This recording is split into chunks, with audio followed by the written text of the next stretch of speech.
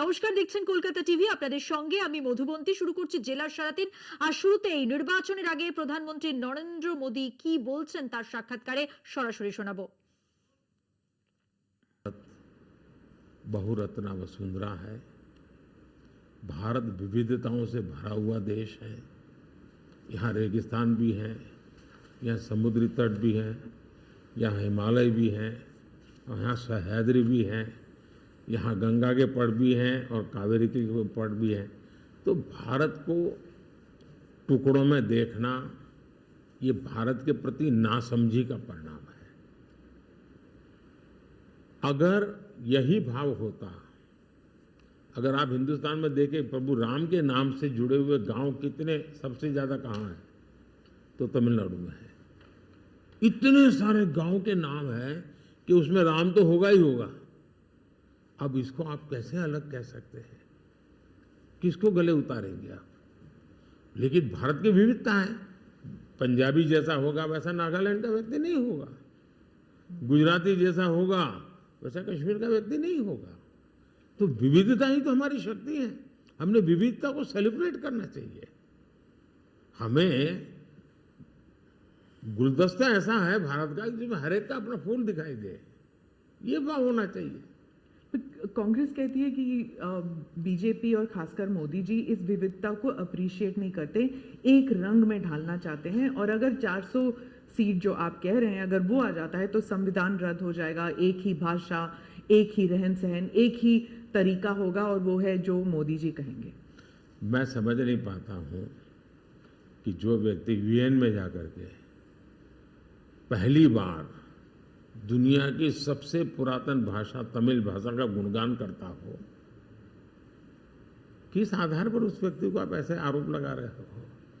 मेरा तो मत है, और मैं जब कपड़े अलग अलग राज्य के पहनता हूं तो उनको ही परेशानी हो रही है। मुसीबत उनकी है कि वो एक सांचे में देश को डालना चाहते हैं। हम तो विविधता की पूजा करते हैं, हम विविधता को सेलिब्रेट करते हैं। और मैं हमको हर एक को कहता हूं, जैसे हमने कहा कि भाई डॉक्टर बनना है, इंजीनियर बनना, मातृभाषा में क्यों नहीं बन सकता है? जब मैं मातृभाषा में डॉक्टर इंजीनियर बनने की बात करता हूं, मतलब कि मैं मातृभाषा को सेलिब्रेट कर रहा हूं, उसका महात्मा ही बढ़ा रहा हूं। मुझे ये अभी ये गेमिंग वाले सब बच्चों के साथ बैठा था, तो उन्होंने से किसी ने पूछा हमारे लिए कोई संदेश, तो ऐसे मैंने कहा एक काम करो, अब जब भी आप हस्ताक्षर कहीं करेंगे, सिग्नेचर करेंगे,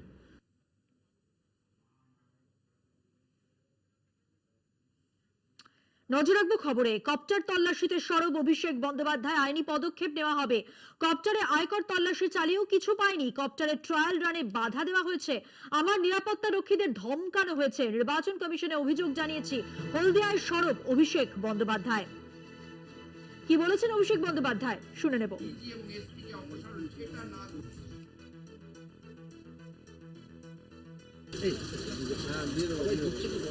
আমি আমার বলছি হেলিকপ্টারে সার্চ নিয়ে সিজার নিয়ে কোনো অসুবিধা নেই, সেটা নির্বাচন কমিশন করতে পারে। আমার আপত্তি হচ্ছে যখন আপনি কিছু পাননি তখন আপনি বলছেন যে আমি হেলিকপ্টারের ট্রায়াল রানের অনুমতি দেবো, ততক্ষণ না আমার উপর থেকে ক্লিয়ারেন্স আছে। সে এখতিয়ার ইনকাম ট্যাক্সের নেই, এটা আইনত আমরা টেকাবো করি। লোকসভা নির্বাচন একেবারে ঘাড়ের উপর নিঃশ্বাস ফেলছে, আর এর মধ্যেই প্রধান দুই বিরোধী দলের সেনাপতির কপ্টারে পরপর তল্লাশি। রবিবার অভিষেক বন্দ্যোপাধ্যায়ের কপ্টারে আয়কর তল্লাশি, আর সোমবার রাহুল গান্ধীর কপ্টারে তল্লাশি নির্বাচন কমিশনের। দেখুন। প্রথম দফার ভোটের আগে দুই বিরোধী নেতার কপ্টারে তল্লাশি নিয়ে তুমুল শোরগোল। রবিবার অভিষেক বন্দ্যোপাধ্যায়ের পর সোমে রাহুল গান্ধী কপ্টারে আয়কর তল্লাশি। তল্লাশির কথা সর্বপ্রথম এক্স হ্যান্ডেলে জানান অভিষেক। দাবি করা হয়েছে অভিষেকের কপ্টারে কিছুই পায়নি আয়কর আধিকারিকরা।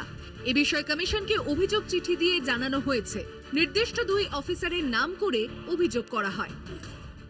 অভিষেকের কালকে একটা মিটিংয়ে যাওয়ার কথা ছিল, হেলিপ্যাডে চলে গিয়ে ইনকাম ট্যাক্স বাবুরা হেলিপ্যাডে নাকি হেলিকপ্টারে নাকি সোনার টাকা নিয়ে আসছে।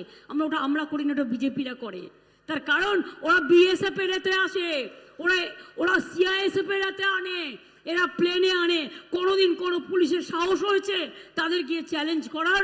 আমি আমার বলছি হেলিকপ্টারে সার্চ নিয়ে সিজার নিয়ে কোনো অসুবিধা নেই, সেটা নির্বাচন কমিশন করতে পারে। আমার আপত্তি হচ্ছে যখন আপনি কিছু পাননি তখন আপনি বলছেন যে আমি হেলিকপ্টারের ট্রায়াল রানের অনুমতি দেবো যতক্ষণ না আমার উপর থেকে ক্লিয়ারেন্স আছে। সে এখতিয়ার ইনকাম ট্যাক্সের নেই, এটা আইনত আমরা ঠেকাবো করি। এ বিষয়ে বিরোধী দলনেতা শুভেন্দু অধিকারী জানান, কমিশন আগেই জানায় রাজনৈতিক নেতারা যে চার্টার্ড ফ্লাইট বা চপার ব্যবহার করবেন সেখানে তল্লাশি করা হবে, সেই দায়িত্ব আয়কর বিভাগকে দেওয়া হয়েছিল। সেদিনকে ইলেকশন কমিশন ফুল বেঞ্চ ইস্যু করেছিল না দিল্লিতে, সেদিনই তারা বলেছিল যে এবারে স্পেশালি রাজনৈতিক দল এবং নেতারা যে হেলিকপ্টার এবং চার্টার ফ্লাইট ব্যবহার করবেন সেখানে তল্লাশি করা হবে এবং সেটা ইনকাম ট্যাক্স ডিপার্টমেন্টকে দায়িত্ব দেওয়া হয়েছে। এটা রিকল করুন। অতএব ন্যাচারালি দেশের আইন সবার জন্য সমান। অভিষেকের পর সোমবার কংগ্রেস নেতা রাহুল গান্ধীর চপারে তল্লাশি আয়করের। ওয়ায়নাডে প্রচারে যাওয়ার পথে তামিলনাড়ুর নীলগিরিতে কপ্টারে তল্লাশি চালান কমিশনের ফ্লাইং স্কোয়াডের আধিকারিকরা। ঘটনায় বিজেপিকে তোপ কংগ্রেসের। হতাশার থেকে এসব করছে, এতে কোনো লাভ হবে না। ওটা রাহুল গান্ধী 90 ঘন্টা জেরার পরেও ক্লান্ত হয় না। তোর এসব করে কোনো লাভ হবে না, আসলে ভয় পেয়ে গেছে। স্বৈরাচারী সরকার তার দাঁত মুখ সব বার করেছে। বেহালা ফ্লাইং ক্লাবে অভিষেকের কপ্টারে তল্লাশি চালাতে যান নির্বাচন কমিশনের আধিকারিকরা। অভিযোগ তাদের বাধা দেয় পুলিশ। কলকাতা টিভি।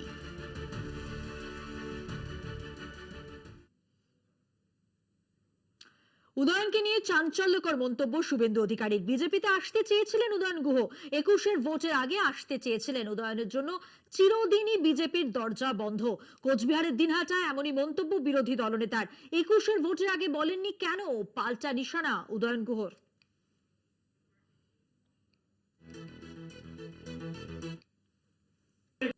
আমি বড় বড় গুন্ডা সোজা করে এখানে এসেছি, বড় বড় গুন্ডা। আপনারা শুনে রাখুন লাস্ট একটা কথা, 21 সালে ভোটের আগে এই উদয়ন গুহ আমার হাত ধরেছিল বিজেপিতে যোগদান করবে বলে। কোথায় বলে দিচ্ছি, 2021 ফেব্রুয়ারি মাস বিদায়ী সাংসদ সুনীল মণ্ডলের সল্টলেকের সরকারি ফ্ল্যাটে বলে দিয়ে গেলাম, অস্বীকার করতে পারেন। আমি কথা দিয়ে গেলাম উদয়ন গুহ আর বিশু এ দুজনের জন্য বিজেপির দরজা চিরদিনের জন্য বন্ধ থাকবে, চিরদিনের জন্য বন্ধ থাকবে। আমার যতদূর মনে আছে যে সেই সময় তৃণমূল প্রার্থী বিজেপির প্রার্থীর হয়ে শুভেন্দু অধিকারী দিনহাটায় সভা করতে এসেছিলেন তার সমর্থনে। তো সেইবার এই কথাটা তো তখন তো একদম ফ্যাক্টরি ফ্রেশ, হাতে গরম। তো সেই সময় কথাটা না বলে আজকে 3 বছর বাদে এই কথাটা আসছে কেন? আর এমন একটা লোকের হাতে ধরে বিজেপিতে যোগ দেওয়ার কথা বলা হচ্ছে, শুভেন্দু অধিকারী দাবি করছে ওর হাত ধরে। আরে ও নিজে পা ধরে, লোকের পা ধরে বিজেপিতে গেছে নিজেকে বাঁচাবার জন্য। টাকা নিচ্ছে প্রকাশ্যে, তার ছবি দেখা গেছে। সেখান থেকে নিজেকে বাঁচাবার জন্য সে বিজেপিতে যোগ দিয়েছে। আর আমি দেবতার কাছে যদি প্রার্থনাই করতে হয় তাহলে পুরোহিতের মাধ্যমে যাবো কেন, সরাসরি দেবতার কাছে যাবো। এখন সময় বিরতির পর থাকছে আরো খবর, সঙ্গে থাকুন। ফিরে এলাম বিরতির পর। এবার যে খবরে নজর রাখবো, প্রকাশ্যে আগ্নেয়াস্ত্র নিয়ে দাপাদাপি শামশেরগঞ্জের বাসুদেবপুরের ঘটনা এটি। অভিযুক্ত যুবকের নাম নওয়াজ শরীফ। জানবো আরো বিস্তারিত ভাবে, আমাদের সঙ্গে টেলিফোন লাইনে রয়েছেন আমাদের প্রতিনিধি কল্যাণ চন্দ্র। তার আগে যে ছবি আপনাদের আমরা দেখাচ্ছি, ঠিক এইভাবে উত্তপ্ত হয়ে ওঠে পরিস্থিতি, একদম প্রকাশ্যে আগ্নেয়াস্ত্র নিয়ে দাপাদাপি। কথা বলবো কল্যাণের সঙ্গে। কল্যাণ, ঠিক কি কারণে এই দাপাদাপি? নওয়াজ শরীফ যে অভিযুক্ত যুবক, তার কি দাবি, কি বলছে সে? অভিযোগ যেটা যে এই যুবক অর্থাৎ নওয়াজ শরীফ শামশেরগঞ্জের বাসুদেবপুরে 34 নম্বর জাতীয় সড়ক, সেখানে সে এইভাবেই হঠাৎ করে আগ্নেয়াস্ত্র বার করে এবং সেখানে দাপিয়ে বেড়ায়, কয়েকজনকে হুমকি দেখায়, ভয় দেখায় বলে অভিযোগ। এবং ঘটনার ভিডিও ভাইরাল হয়ে পড়েছে। তবে পুলিশ ওই যুবককে গ্রেপ্তার করেছে। আজকে জঙ্গিপুর আদালতে তোলা হয়েছিল নওয়াজ শরীফকে এবং 5 দিনের পুলিশ হেফাজত। কিন্তু বিষয় যেটা হচ্ছে, পুলিশ জানাচ্ছে যে পারিবারিক কারণেই ওই বিবাদ এবং হঠাৎ করে ওই যুবক কোমর থেকে আগ্নেয়াস্ত্র বার করে এবং এলাকার মানুষকে চমকায়, তবে কাউকে গুলি করেনি বা ফায়ার করেনি, এটাই পুলিশ জানাচ্ছে। তবে এর সঙ্গে কোনো রাজনৈতিক সম্পর্ক নয় এটাও জানাচ্ছে পুলিশ বা জানা গেছে। ধন্যবাদ। কথা বললাম আমাদের প্রতিনিধি কল্যাণ চন্দ্রর সঙ্গে।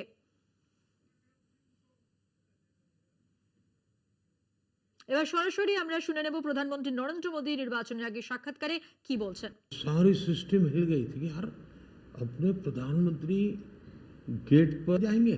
सारी मेरी एमईए की प्रोटोकॉल की जो दुनिया थी ना, उसके लिए वो पहला ही दिन बड़ा गजब होता, और मेरे लिए वो एक एक्शन सारे मेरे दरवाजे खोल दिए थे। और इसलिए मैं प्रोटोकॉल में बंधने के बजाय परफॉर्मेंस पर फोकस करके डिप्लोमेसी के लेवल को शिफ्ट करने का प्रयास किया और उसमें मुझे सफलता मिली है। President Obama, president Biden, president Trump, इन तीनों के साथ आपने काम किया हुआ है और इंडिया यूएस रिलेशंस एक अपवर्ड ट्रैजेक्टरी पे है, लेकिन बहुत से मुल्क हैं जो भारत की अपवर्ड ट्रैजेक्टरी से परेशान होते हैं। ये इट इज़ अंडरस्टूड कि ये है, जैसे कि चाइना, क्योंकि वो दे यूज टू थिंक कि ग्रुप ऑफ टू होगा, एक तरफ चाइना, एक तरफ अमेरिका, मतलब दो पावर सेंटर्स होंगे। तो मैं सिर्फ उदाहरण के लिए चाइना दे रही हूँ, लेकिन हमारे इर्द गिर्द जो मुल्क हैं वो भी थोड़े असमंजस में है कि ये भारत की ट्रैजेक्टरी इतनी ऊपर इतनी जल्दी जा रही है। क्या हम अपने नेबरहुड को अपनी सक्सेस स्टोरी का हिस्सा नहीं बना सकते? अच्छा सवाल आपने पूछा। हमारी डे वन से पॉलिसी है, एक नेबर फर्स्ट, दूसरा एक्ट ईस्ट। तो जो हमारे ईस्टर्न पार्ट के जो हमारे आसियान कंट्री के देश हैं, उसमें हमने एक्ट ईस्ट पॉलिसी लिया है, यहाँ नेबरहुड फर्स्ट। तो ये हमारा डे वन से हमारे देश की भी पॉलिसी है और हमारी भी पॉलिसी है। पहले लूकैस था, मैंने आकर के उसको एक्ट ईस्ट कहा, लेकिन इसमें दूसरा, आज दुनिया के सैकड़ों मील दूर भी कोई देश है, उनको लगता है कि भारत की प्रगति में हमारा कोई बेनिफिट है, तो पड़ोसी को नहीं देखेगा। आज पड़ोसी सबसे ज़्यादा खुश हैं क्योंकि भारत उनके सबसे, अब जैसे कोविड के कालखंड में कोई पड़ोसी देश ऐसा नहीं है कि जिसकी हमने मदद नहीं की हो। नेचुरल कैलेमिटी, कोई ऐसा देश नहीं है अब जब नेपाल में भूकंप आया, फर्स्ट रिस्पॉन्डर हम थे। श्रीलंका में बहुत बड़ा क्राइसिस आया, उस क्राइसिस के समय सबसे ज़्यादा उनको मुसीबत में से बाहर निकालने का कोई काम किया है तो हिंदुस्तान ने किया, और पब्लिकली वो रिकग्नाइज करते, इसको कहते हैं। और इसलिए मैं तो दूसरा अनुभव कर रहा हूँ, वो हमसे बहुत अपेक्षाएं करते हैं और पॉजिटिव अर्थ में मैं कहता हूँ, अच्छे रूप में देखते हैं। और भारत ने भी कहा है कि भाई हम हमारे सभी देशों को, पड़ोसियों को शक्तिशाली और समृद्ध देखना चाहते हैं। आपने दोस्ती का हाथ बढ़ाया था 2014 से ही पाकिस्तान, चाइना के साथ भी ऐसे किया था, लेकिन जब आप सक्सेस स्टोरी या अपने नेबरहुड फर्स्ट की बात करते हैं तो पाकिस्तान, चाइना, मालदीव्स ये भी आते हैं, और यहाँ पर कटाक्ष है अगर आप बात करें तो। इसके लिए सुधार उसमें उनकी अंदरूनी राजनीति महत्वपूर्ण है। भारत और उन देशों का संबंधों से ज़्यादा उनका इंटरनल पॉलिटिक्स के लिए कुछ चीज़ें जरूरी है।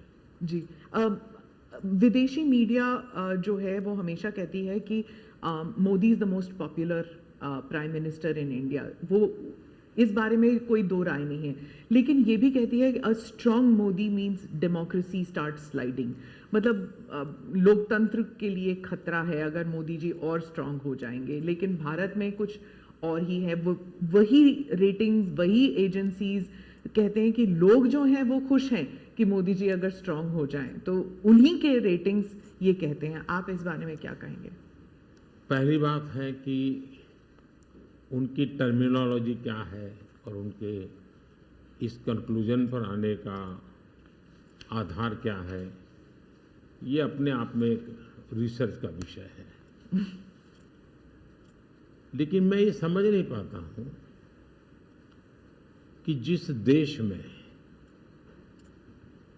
6 लाख पंचायतें चुने हुए लोगों से चलती हो, दुनिया में कोई देश ऐसा है जहाँ 6 लाख पंचायतें और नियमित रूप से चुनाव जहाँ होते हैं, इतने राज्य अनेक पार्टियों की सरकार है। हमारे देश में शायद ही कोई ऐसी पॉलिटिकल पार्टी होगी जो कहीं सत्ता में ना हो। तो ये सब होने के बावजूद अगर ये कहना कि सर्वसत्ताधीश कोई बन रहा है, तो ये तो मुझे लगता है उनको जानकारियों का अभाव है हिंदू। दूसरा, अगर मोदी सर्वसत्ताधीश के रूप में रहता तो G20 में मेरे अगल बगल में ही कर रहा है। मैंने तो राज्यों के पास, क्योंकि डेमोक्रेटिक कैरेक्टर है ये हमारा। मोदी जी एक मैं मदर ऑफ डेमोक्रेसी इसकी दुनिया में गुंज कर रहा हूं, तो उनको क्वेश्चन हो रहा है, क्योंकि वो अभी भी स्वीकारने को तैयार नहीं कि भारत मदर ऑफ डेमोक्रेसी है। हाँ, एक सवाल था, यूक्रेन में जब युद्ध चल रहा था तो भारत के जो वहाँ पर छात्र थे उन्हें सुरक्षित रूप से वापस भारत लाया गया। ये एक दिल हिलाने वाला किस्सा था। इसमें आपने हॉस्टिलिटीज रोकने के लिए पर्सनल हस्तक्षेप किया था, पर्सनल इंटरवेंशन किया था, ये सुनने में आया है, तो इसके बारे में कुछ बताएंगे? देखिए, यूक्रेन की चर्चा जरा ज़्यादा हुई है, लेकिन मैं 14 से लेकर ऐसी कई घटनाएं हैं। अगर आपने एक सुषमा स्वराज जी का एक इंटरव्यू है, आप देखिए कि कैसे यमन में से हमने हिंदुस्तान के लोगों को लाए, और सऊदी किंग के साथ मैंने बात कर करके उनसे कहा भाई मुझे वहाँ यमन से लोगों को लाना है, तो आपका बॉम्बार्डिंग चल रहा है, हम कर नहीं पा रहे हैं, मुझे कैसे मदद करेंगे? तो उन्होंने कहा कुछ समझ दीजिए मुझे। और सुषमा जी ने अपने इंटरव्यू में सारी चीज़ें कही हुई है। भारत की रिक्वेस्ट पर एक पीरियड रहता था जिस पीरियड में बॉम्बार्डिंग नहीं होता था, और उस समय हम हवाई जहाज में हमारे लोगों को निकालते। यमन से करीब 5000 लोगों को हम लाए थे। उसी प्रकार से यूक्रेन में मेरा यूक्रेन से भी इतना ही घनिष्ठ नेता है, मेरा रशिया से भी इतना ही घनिष्ठ नाता रहा है। दोनों राष्ट्रपति के साथ में बहुत मित्रतापूर्ण मेरा रहा है। मैं पब्लिकली राष्ट्रपति पुतिन को कह सकता हूँ कि युद्ध का समय नहीं है। मैं यूक्रेन को भी कह सकता हूँ पब्लिकली कि बातचीत के रास्ते पर ही जाना चाहिए, और इसके कारण मेरी क्रेडिबिलिटी है। और जब मैंने कहा भाई भारत के इतने लोग, हमारे नौजवान फंसे हुए हैं और मुझे आपकी मदद चाहिए, और मैं आप क्या व्यवस्था कर सकता हूँ? फिर मैंने बताया मैंने इतनी व्यवस्था की है, आप इतना मेरी मदद कीजिए। उन्होंने मदद की, और भारत के तिरंगे की ताकत इतनी थी कि विदेशी व्यक्ति की भी भारत का तिरंगा हाथ में रखता था तो उसके लिए जगह मिल जाती थी। तो मेरा तिरंगा ही मेरी गारंटी बन गया था। मोदी जी, मैं डोमेस्टिक पॉलिटिक्स पे वापस आती हूँ। एक सवाल है इलेक्टोरल बॉन्ड्स के बारे में। राहुल गांधी जो हैं वो हर भाषण में कहते हैं, और विपक्ष के नेता भी कहते हैं कि इसमें धांधली हुई है। आपकी पार्टी के लोग भी कहते हैं कि अगर गलती है, अगर इसमें कोई गुंजाइश है इसके सुधार में, तो वो कर सकते हैं। क्या ये गलत फैसला था इलेक्टोरल बॉन्ड्स का? पहली बात है कि हमारे देश में लंबे अरसे से चर्चा चली है कि चुनावों में काला धन एक बहुत बड़ा खतरनाक खेल हो रहा है। देश के चुनावों को काले धन से मुक्ति मिले, इसके लिए कुछ करना चाहिए। चर्चा लंबे समय से चल रही है। चुनाव में खर्च तो होता ही होता है, कोई इनकार नहीं कर सकता है। मेरी पार्टी भी करती है, सब पार्टियां करती है, कैंडिडेट भी करते हैं, और पैसे लोगों से लेने पड़ते हैं, सब पार्टियां लेती हैं। मैं चाहता था कि हम कुछ कोशिश करें कि इस काले धन से हमारे चुनाव को कैसे मुक्ति मिले, ट्रांसपेरेंसी कैसे आए। एक प्रामाणिक पवित्र विचार मेरे मन में था, रास्ते खोज रहे थे। एक छोटा सा रास्ता मिला, वही पूर्ण है वैसा हमने उस समय भी क्लेम नहीं किया था। पार्लियामेंट में डिबेट में सबने उसको सराहा भी था। आज जो लोग उलट पुलट बोल रहे हैं उन्होंने सराहा था, पार्लियामेंट डिबेट देख लीजिए। हमने कैसे कैसे काम किया, जैसे 1000 और 2000 के नोट खत्म कर दिए। चुनाव में वही बड़े बड़ी मात्रा में ट्रैवलिंग करते हैं, क्यों कि ये काला धन खत्म हो। हमने सुप्रीम कोर्ट ने कहा था कि 20,000 रुपये तक पॉलिटिकल पार्टियां कैश ले सकती हैं। मैंने कानून बनाकर, नियम बना करके 20,000 को 2,500 कर दिया। क्यों? क्योंकि मैं नहीं चाहता था कि ये कैश वाला कारोबार चले। फिर मैंने कहा है कि इलेक्ट्रल बॉन्ड, कि जो पार्टी अपना सीक्रेसी मेंटेन करना चाहती है। होता था क्या, जैसे हम पहले बीजेपी में चेक से पैसा लेंगे ये तय किया, तो सब व्यापारी लोग हमें आकर के कहें साहब हम चेक से दे ही नहीं सकते। हम कहा क्यों नहीं दे सकते? बोले हम चेक से देंगे तो हमें लिखना पड़ेगा, हम लिखेंगे तो जो सरकार है वो देखेगी कि ये विपक्ष को इतना पैसा दिया, तो हमें तो वो परेशान करेंगे। तो बोले हम तो पैसे देने के लिए तैयार है लेकिन चेक से नहीं देंगे। तो मुझे याद है हमारे 90 के दशक में जो चुनाव में हमको बड़ी दिक्कत आई थी, पैसे नहीं थे हमारे पास, और हम नियम लगा के बैठे थे कि हम चेक से लेंगे। देने वाले देने को तैयार थे, चेक से देने की इनकी हिम्मत नहीं थी। तो ये सारी चीज़ों का मुझे पता था। तो मैंने कहा भाई, तो हमने कहा भाई ऐसा है, अब देखिए इलेक्टोरल बॉन्ड न होते तो किस व्यवस्था में ताकत है वो ढूंढ के निकालते कि पैसा कहाँ से आया और कहाँ गया। ये तो इलेक्टोरल बॉन्ड की सक्सेस स्टोरी है कि इलेक्टोरल बॉन्ड थे तो आपको ट्रेल मिल रहा है मनी का, कि किस कंपनी ने दिया, कैसे दिया, कहाँ दिया। अब उसमें अच्छा हुआ बुरा हुआ वो विवाद का विषय हो सकता है, इसकी चर्चा हो। मुझे जो चिंता है वो, मैं ये कभी नहीं कहता हूँ निर्णय में कोई कमी नहीं होती है, निर्णय तो चर्चा कर सीखते हैं, सुधारते हैं, इसमें भी सुधार के लिए बहुत संभावना है। लेकिन आज हम पूरी तरह काले धन की तरफ देश को धकेल दिया है, और इसलिए मैं कहता हूँ सब लोग पछताएंगे जब बाद में ईमानदारी से सोचेंगे, सब लोग पछताएंगे। अब देखिए इलेक्टोरल बॉन्ड का भी विशेषता देखिए कैसा झूठ चल रहा है। कुल देश में 3,000 कंपनियों ने इलेक्टोरल बॉन्ड दिए हैं, उसमें 3,000 में 26 कंपनियां ऐसी हैं जिन पर कार्रवाई हुई है। ये कहते हैं ना ईडी वीडी टिकना फला, 3,000 डोनर है उसमें सिर्फ 26, और उनमें से 16 कंपनियां ऐसी थी छापा जब लगा उस समय बॉन्ड खरीदा। कोई जोड़ सकता है इसको, अगर बॉन्ड खरीदा, लोग ये जोड़ रहे हैं, उसकी विशेषता ये है कि ये जो 16 कंपनियों ने बॉन्ड खरीदा उसमें से 37 पैसा अमाउंट बीजेपी को डोनेशन में मिली। 37, 63% बीजेपी के विरोधी पार्टियों को मिली। अगर पूरे जोड़े जाएं तो हाँ। मैं ये 16 कंपनी जिसका ईडी सीबीआई कोई न कोई उस समय एक्शन भी हुआ और बॉन्ड भी निकला, 37% अमाउंट बीजेपी ने, 63 ऑपोजिशन को। क्या ईडी रेड करे और ऑपोजिशन को डोनेशन देने का कार्यक्रम वर्क करे? क्या बीजेपी ऐसा करेगी? इसका मतलब कि 63% पैसा विपक्ष के पास जाए और आप आरोप हम पर लगाए, लेकिन उनको गोलमोल बोलना है और भाग जाना है।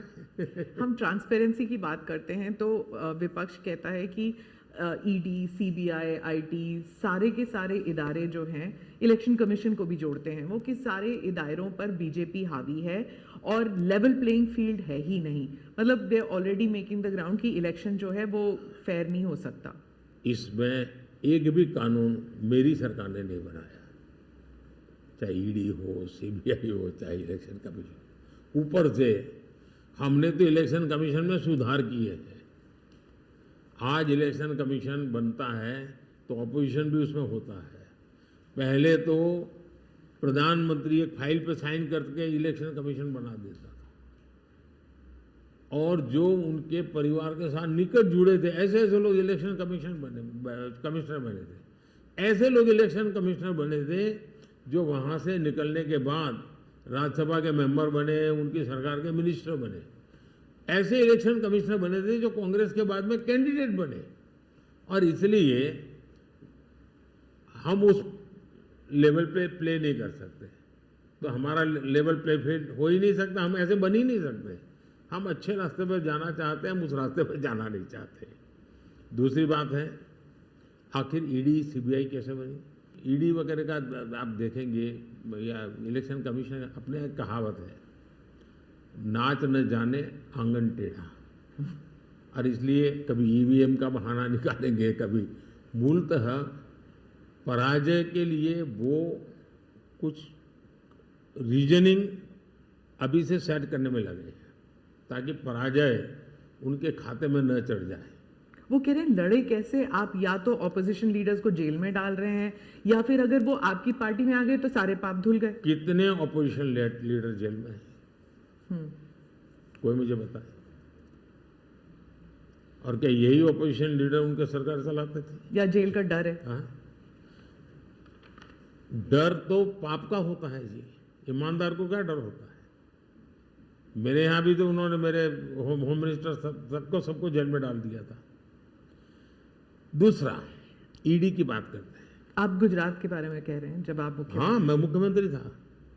अच्छा, जो ईडी की बात करते हैं, ईडी ने जितने केसेस किए ना, उसमें से सिर्फ, देश को समझना, सिर्फ 3% ही पॉलिटिकल लोग इन्वॉल्व है जिन पर एक केस हुए हैं।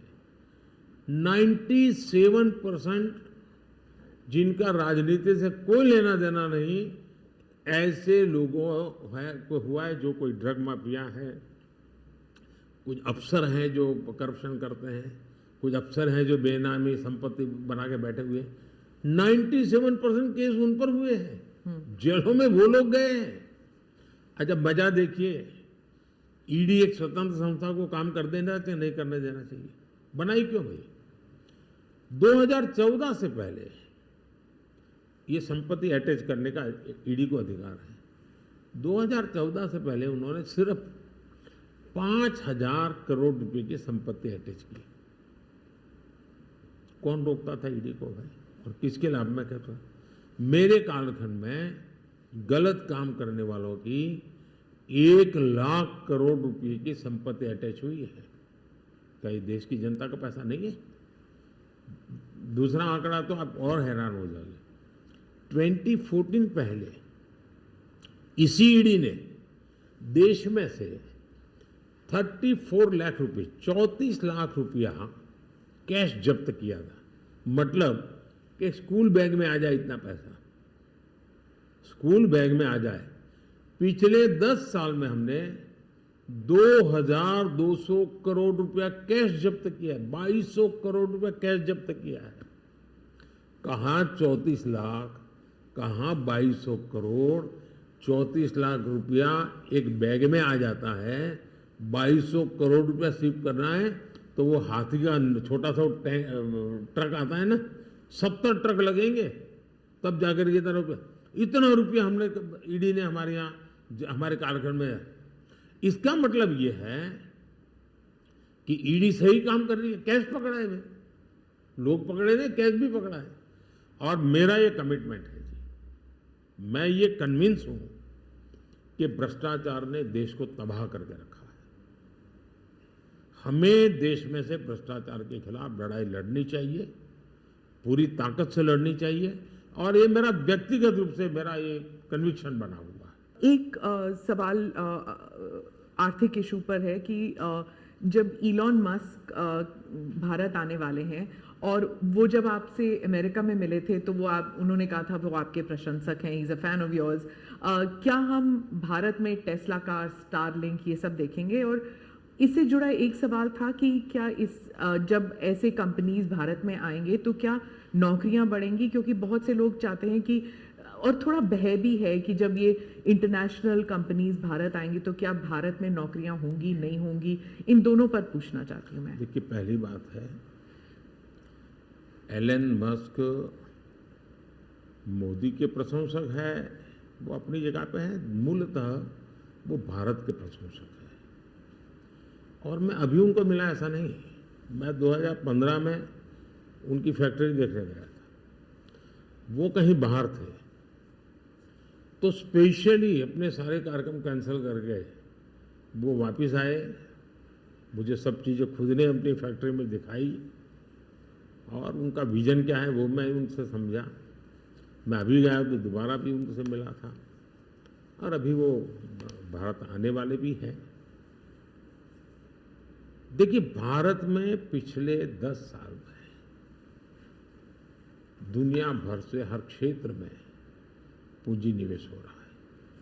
अब हमारा ईवी मार्केट, इलेक्ट्रिक व्हीकल का मार्केट कितना बड़ा बना है, आपको जानकर के हैरानी होगी कि कितना बदलाव आया है, लोग पकड़ नहीं पाते।